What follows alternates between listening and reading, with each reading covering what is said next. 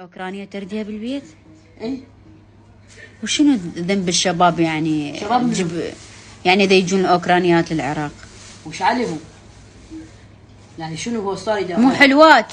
وده حلو، نحن عندنا ما شاء الله حلوات هواية عندنا. خير من الله عندنا. حلوات. يعني شنو صار؟ واذا هو باوع علينا يعني شو راح يصير؟ راح ياكله؟ راح يسوي ياخذها للبيت يلاقي مفرز الشرطه واقفه بالباب.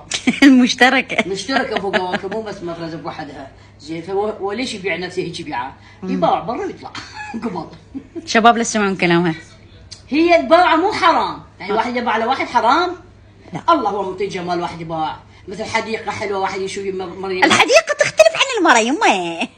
حديقة تحجب المرة شنو هي مرة حلو حلو.